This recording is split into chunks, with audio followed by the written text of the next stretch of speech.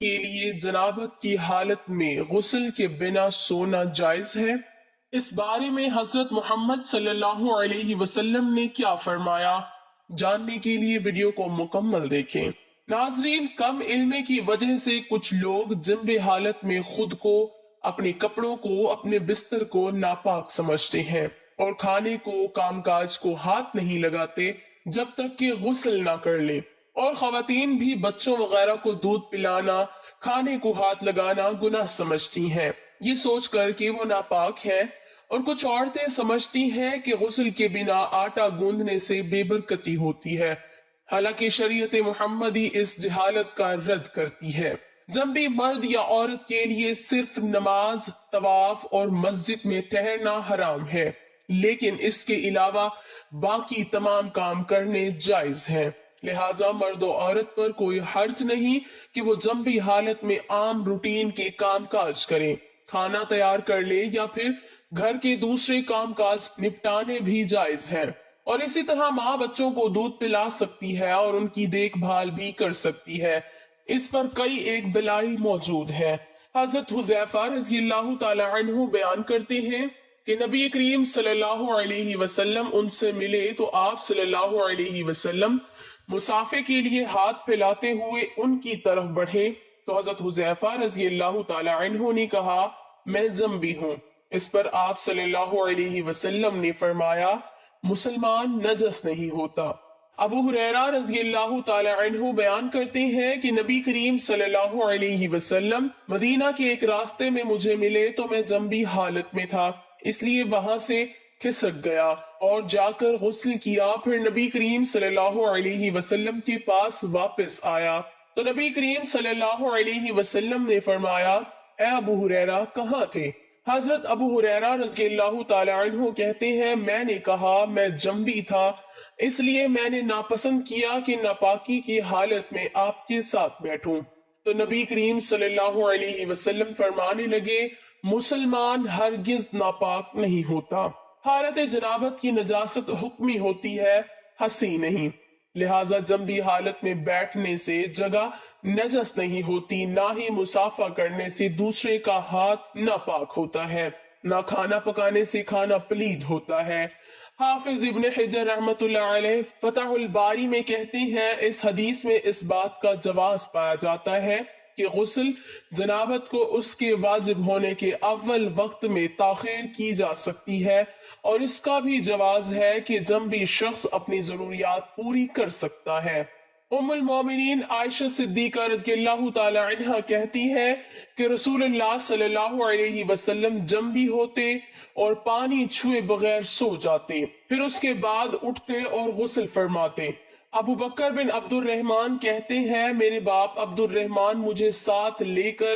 حضرت عائشہ رضی اللہ تعالی عنہ کی خدمت میں حاضر ہوئے۔ حضرت عائشہ رضی اللہ تعالی عنہ نے کہا کہ نبی کریم صلی اللہ علیہ وسلم صبح جنبی ہونے کی حالت میں کرتے، احتلام کی وجہ سے نہیں بلکہ اپنی بیویوں کے ساتھ جماع کی وجہ سے۔ حضرت عائشہ صدیقہ رضی اللہ تعالی عنہ سے روایت ہے کہ رسول اللہ صلی اللہ علیہ وسلم جنابت کی حالت میں رات گزارتے، اتنے میں حضرت بلال رضی اللہ تعالی عنہ تشریف لاتے، نماز کے لیے اذان کہتے، آپ صلی اللہ علیہ وسلم کھڑے ہوتے اور غسل فرماتے، میں ان کی سر سے پانی گرتا ہوا دیکھ رہی ہوتی تھی کہ آپ صلی اللہ علیہ وسلم تشریف لے جاتے، کچھ دیر بعد مجھے آپ کی آواز نماز فجر سے سنائی دیتی۔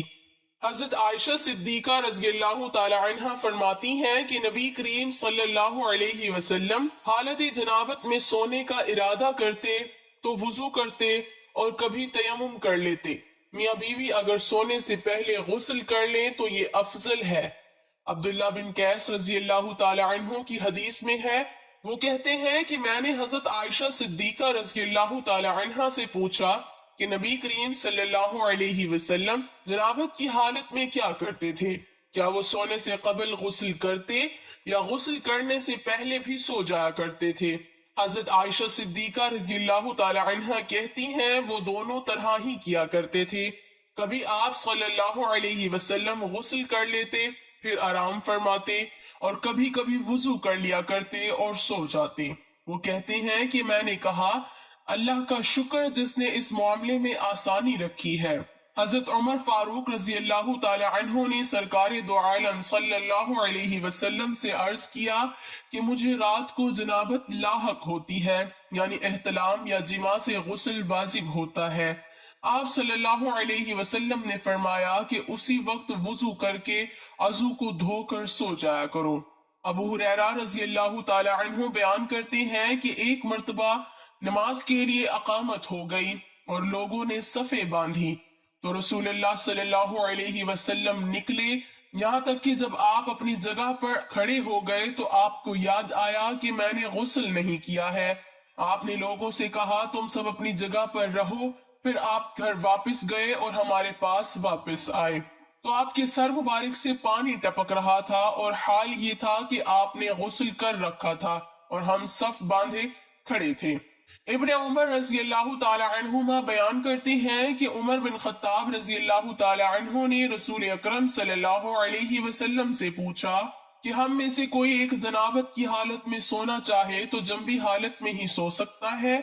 تو نبی صلی اللہ علیہ وسلم کا فرمان تھا جب تم میں سے کوئی وضو کر لے تو وہ جنبی حالت میں سو سکتا ہے۔ امام نووی رحمت اللہ علیہ کا کہنا ہے اس حدیث میں اس بات کا استجاب پایا جاتا ہے کہ جنبی شخص ان سب کاموں کے لیے اپنی شرمگاہ کو دھوئے اور وضو کرے، اور خاص کر جب وہ اپنی دوسری بیوی سے جماع کرنا چاہے جس سے جماع نہیں کیا، اس کے لیے اپنے عضو تناسل کو دھونا یقیناً مستحب ہے۔ ہم بستری کے بعد افضل یہی ہے کہ آدمی جلدی غسل کر کے پاک صاف ہو جائے، لیکن اگر نماز کے وقت تک غسل کو مؤخر کر دے تو گنہگار نہیں ہوگا۔ البتہ فجر تک غسل مؤخر کرنے کی صورت میں اگر ہم بستری کے بعد سونا ہو تو بہتر یہ ہے کہ آدمی استنجا اور وضو کر لے، پھر سو جائے اور پھر بیدار ہو کر غسل کر لے۔ ان تمام احادیث مبارکہ سے پتہ چلا کہ غسل کے بغیر سونا کھانا سب جائز ہے، مگر غسل کر لے تو زیادہ بہتر ہے، یا کم از کم جب تک غسل نہیں کرنا تب تک وضو کر لے۔ یہ وضو کرنا بہتر ہے، واجب نہیں ہے۔ یہ وضو کرنا جنبی کے سونے کے لیے طہارت ہے، یعنی جنبی وضو کر کے سویا تو گویا وہ پاک سویا۔ لہٰذا اس حدیث سے معلوم ہوا کہ جسے رات کو احتلام ہو جائے یا جماع سے فراغت ہو، اس کے بعد سونے کا ارادہ یا بوجہ کسی ضرورت بے وقت غسل جنابت میں تاخیر کا خیال ہو تو ایسی شکل میں جنبی کا وضو کر لینا سنت ہے۔ اتنی بات اور سمجھ لیجئے کہ حدیث سے تو یہ معلوم ہوتا ہے کہ صورت مذکورہ میں وضو کیا جائے، اس کے بعد عضو تناسل کو دھویا جائے۔ حالانکہ ایسا نہیں ہے، بلکہ صحیح مسئلہ یہ ہے کہ پہلے عضو تناسل کو دھونا چاہیے، اس کے بعد وضو کرنا چاہیے۔ اس شکل میں حدیث کی مذکورہ ترتیب کے بارے میں کہا جائے گا کہ یہاں وضو کرنا اس لیے مقدم کر کے ذکر کیا گیا ہے کہ وضو کا احترام اور اس کی تعظیم کا اظہار پیش نظر تھا۔ ناظرین، اللہ تعالیٰ کے ہم پر کتنے احسان ہیں کہ اس نے ہمارے لیے بہت سی آسانیاں پیدا کی ہیں۔ ہمیں ہر حال میں اللہ کا شکر ادا کرتے رہنا چاہیے۔